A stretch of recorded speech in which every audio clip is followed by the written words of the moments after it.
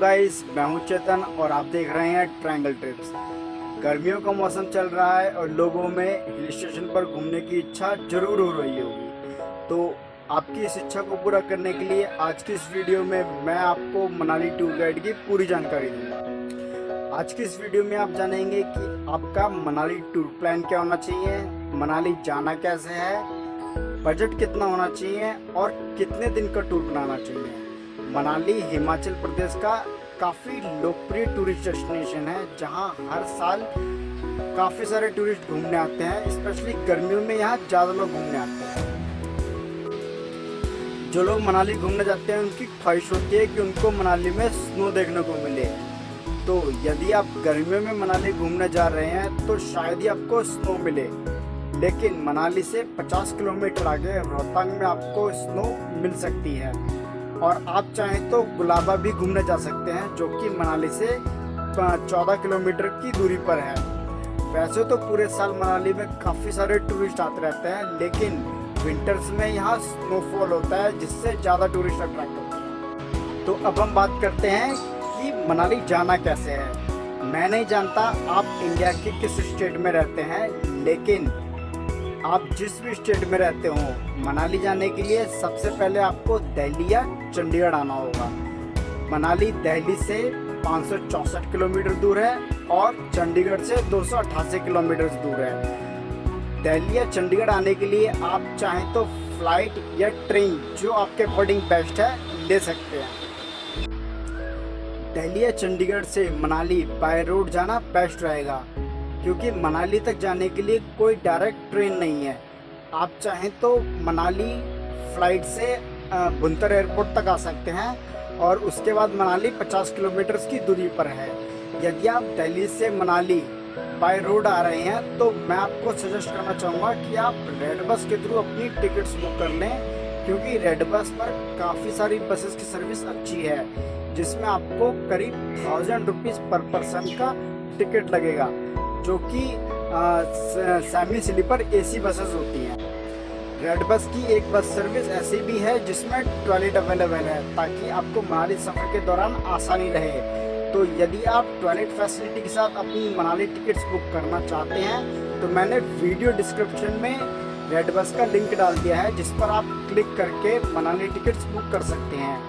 आप चाहें तो हिमाचल प्रदेश परिवहन की बस में भी ट्रैवल कर सकते हैं, जिसका पर पर्सन किराया जो होगा वो 800 रुपये तक होगा, और इसकी बुकिंग भी आप रेड बस पर कर सकते हैं।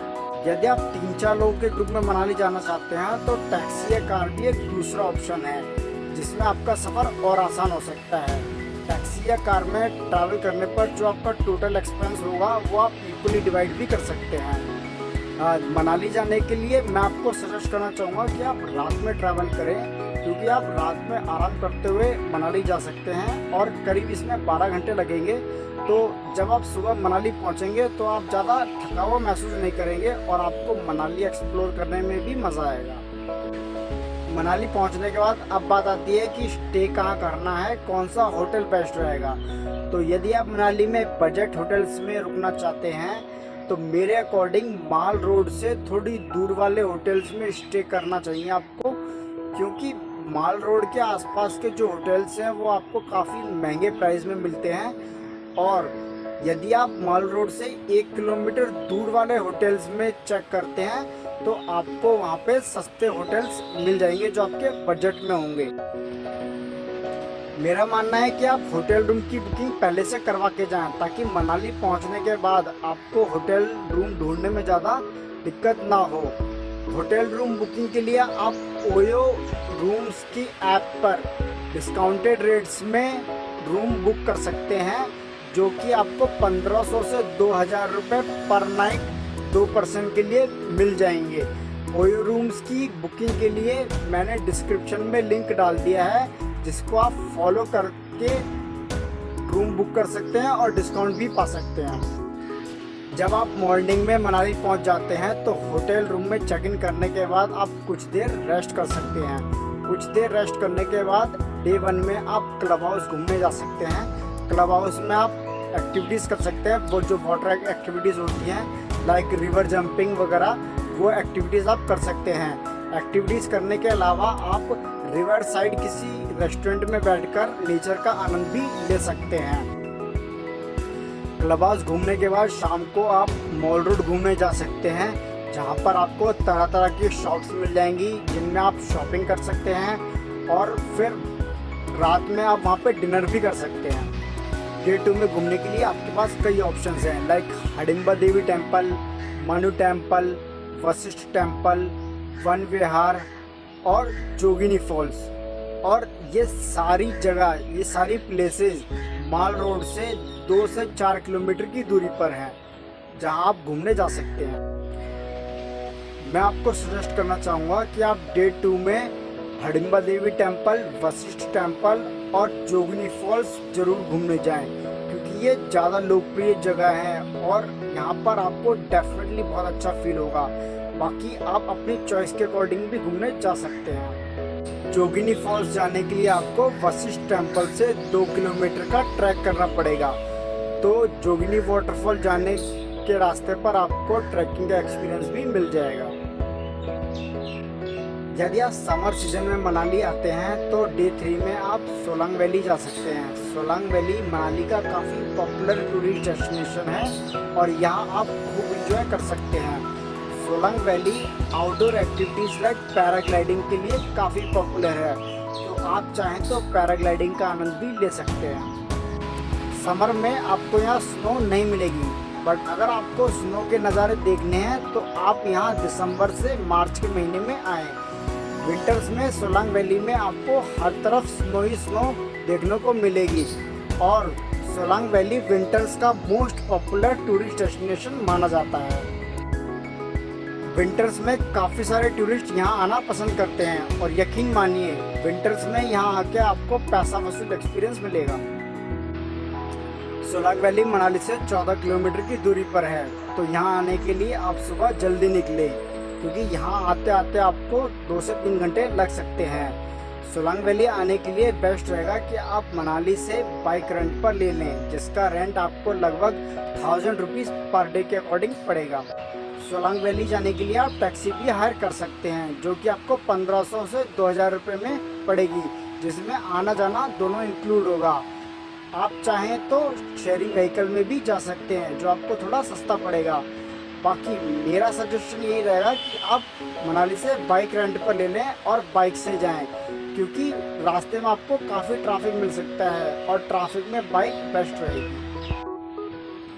विंटर्स में आप यहाँ काफ़ी तरह की एक्टिविटीज़ कर सकते हैं, like paragliding, skiing, ropeway, tube ride etcetera etcetera, और इन सब की प्राइसिंग आपको स्क्रीन पर शो हो रही हो। यदि आप समर में मनाली जाते हैं तो रोहतांग पास भी एक बेस्ट ऑप्शन है आपके लिए। रोहतांग पास जाने के लिए मई से लेकर अक्टूबर तक का टाइम बेस्ट है, क्योंकि इस टाइम आपको यहाँ पर बर्फ़ मिल जाएगी।